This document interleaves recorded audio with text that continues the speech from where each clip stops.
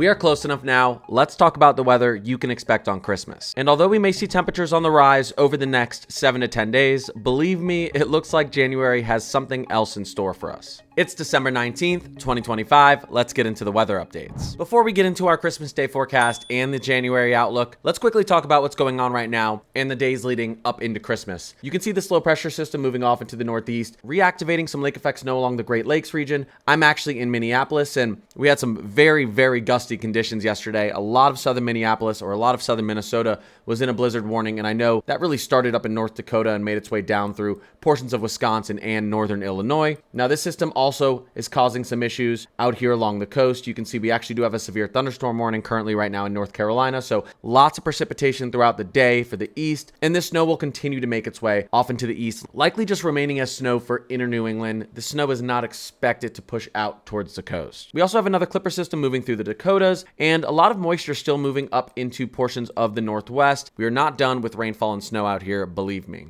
You can see here out west, jumping into our 6 to 10 day precipitation forecast from the Climate Prediction Center. The west looks to remain well above average, getting into 8 to 14 days as well, and even 3 to 4 weeks. The Climate Prediction Center thinks that's going to be the target for precipitation. So honestly, some of the flooding issues isn't great, but there has been quite a drought out west for a while, and you guys need this precipitation because when summer comes back around, if you don't have a lot of snow to melt, that's when you get water issues out west. So for the most part, this is a welcome sight. Now, I probably don't even need to show you this, but 6 to 10 day temperature forecast, 8 to 14 days, and 3 to 4 weeks. You can see as we get towards the end of December, really into January, we're expecting that cool down. So 7 to 10 days could end up being 12 days. We're expecting that ridging across the states, a warm up. This is our December thaw. We see it a lot of years. We've been extremely cold and we've been above average on snowfall for the states to start December. And I've heard the analogy weather's like a rubber band where it can only stretch so far one way before flinging back the other way. Well, we've been cold and snowy, and the thaw is on the way. Luckily though, I think as we get into early January, we're going to get a big flip back to a very winter-like pattern, below average temperatures and above average snowfall for many people across the states. Let's quickly look at our latest European from last night. This is the 000 run. You can see all that moisture out east, all that snowfall,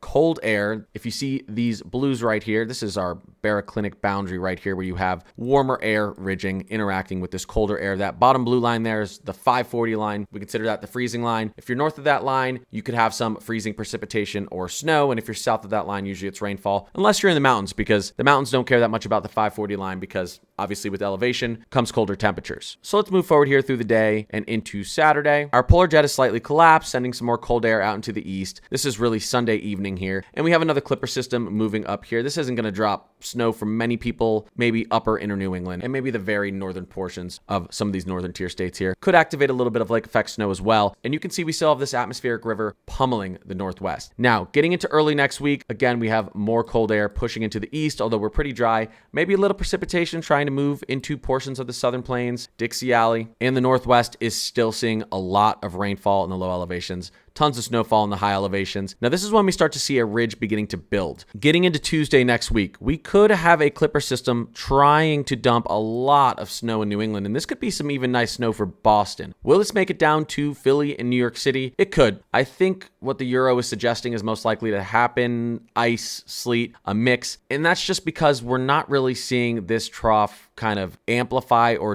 dive down through the Great Lakes region, through the northern plains, where you can get a lot of that cold air pushing in as the moisture is arriving. This is kind of a zonal type flow and really a true clipper system. So you're going to have a lot of warm air pushing up against this from the south. I think getting that snow really just in PA and New Jersey in general and into the Hudson Valley is going to be pretty difficult. Not impossible. We'll see how this develops. Again, New England, Boston, this could be some really good snow for you guys. And this would be on the 23rd, meaning if you did have any snow melt, especially out near the coast, maybe you end up actually having a white Christmas along portions of the New England coast there. So that could be nice for you. But you can see what's happening the 23rd into the 24th. This is our big ridge that wants to show up just in time for Christmas, just in time to ruin everyone's Christmas. I made a white Christmas video and my prediction is going to end up being wrong. I wanted this ridge to arrive at a slightly different time. Honestly, the timing of this doesn't get much worse. You know, like I said, we've had an extremely cold December and a very snowy December for many, which is what we predicted. But this Christmas ridge decided to show up at the wrong time. Now, pushing into Christmas day. We're pretty dry, potentially across portions of the plains here. We don't see a major storm system out east. So if anything, at least we're not expecting any major storm system Christmas Day, unless we're out west. You can see what's happening out west. This would likely be heavy winds, heavy downpours for much of California, tons of snow through the Sierra Nevada, maybe even some good snow falling through portions of Utah, Colorado, Wyoming, Idaho, possibly down there into Arizona. So if you want a white Christmas, your odds are actually looking pretty decent here if you're at elevation. Now, pushing out past Christmas into next weekend, this is very interesting, okay? So this is just a few days after Christmas. This is the 28th. Pretty significant troughing beginning to move down here, really through the upper Midwest. This is going to be a lot of cold air. This could be a severe weather setup. But also, if this system moves in a little bit farther west, depending on this setup, this is also going to bring some snow potential out here towards the coast in the Ohio Valley again. We don't see it right now, but with this type of setup, minor changes again and where this system enters the states could pull some moisture off the Gulf, off the coast, and try and dump some snow again into the Ohio Valley, out towards the coast, up through New England. So this is going to be something to watch. Let's quickly talk about our temperature anomalies. Obviously, we have some cold air that's moving in currently, so the east is going to be cool today and tomorrow. You may get late Saturday into early Sunday, a little bit of a push of warm air, but there's another trough right behind it. Sunday, getting into Monday,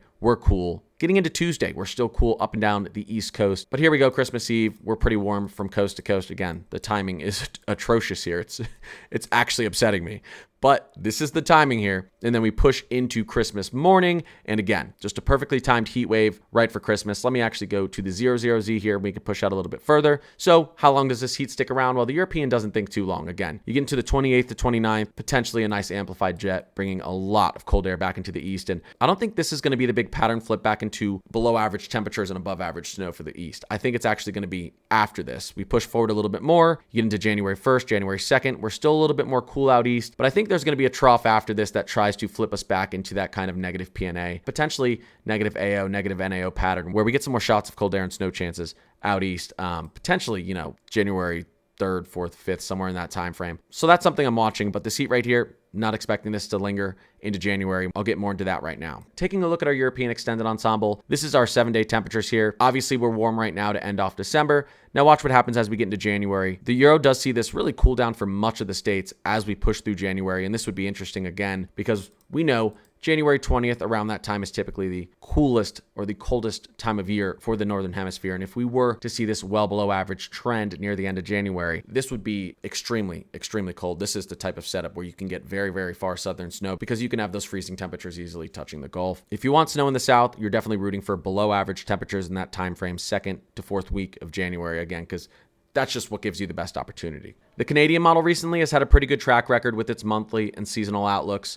This is what it sees for January. So a return to this La Nina look. Now, we may be transitioning into a neutral as we get into February, March, but definitely a La Nina look from the Canadian, cold air moving back into the States. So just something to pay attention to. Another thing I wanted to point out is there's typically a kind of temperature lagging event with Europe and America. Europe sees a big cool down 5 to 10 days later. America sees a big cool down. Now, there's a bunch of different ways to explain why this phenomenon occurs, but it's really just in the Northern Hemisphere, your weather moves from the west to east. And typically the way these troughs propagate around the Arctic, if Europe gets warm, that warmth or that ridge 5 to 10 days later, a lot of times makes it into the States, or the trough makes its way around into the States. Now you could say, okay, well, why do we look at Europe though and not East Asia? Because, that would probably make its way over to the States in a day or two. It's much closer than going around the entire Arctic in the Northern Hemisphere. Well, Europe has a similar setup to the States where it has a big ocean out to its west and it handles these ridges and troughing slightly similar to the States. Now it doesn't have a big landmass to its north, but again, because of its setup, it's a good gauge for the States. So I want you to see what's happening here as we move forward in time and we get to really around Christmas. It starts to get pretty cold in Europe. Let's move 5 days ahead, 6 days ahead, and look what happens in the States. Suddenly now you get a big break of cold air down into the States. So we'll see what happens. Europe is looking to see a pretty big cool down heading into January. And again, a lot of times we see that lagging effect into the States, and it looks like we may. Quickly getting into our teleconnections. This is our Arctic oscillation. It looks cold. I mean, there's nothing else to say. First 3 weeks of January, trying to stay negative here, pushing into our NAO. going negative North Atlantic Oscillation. This is great for cold weather and snow out east. Although we also see a PNA that's trying to stay negative as well. So this could, again, this could really mean colder conditions from coast to coast. We'll have to watch it. Maybe even the chance for stormier conditions from coast to coast as well, at least through the first 3 weeks of January here. We'll see what happens towards the end of January. And then a very negative WPO as well. So some blocking up in Canada. Again, this could allow some storms to really cut south in the States, and we'll see what happens. This could be a setup for southern snow second, third week of January. So again, we'll see how this progresses, but not a bad sign if you want to get back to a colder trend and a snowier trend getting into January. I like what I'm seeing. I appreciate you guys watching this video. If you like this type of content, don't forget to subscribe and hit that notification bell. I upload videos like this almost every single day, and I try to live stream every morning to answer all of your weather-related questions. If you want to join an awesome weather community, the link to my Discord is right down in the description of all of my YouTube videos and lives. Again, thanks for watching, and I'll see you in the next video or the next live stream.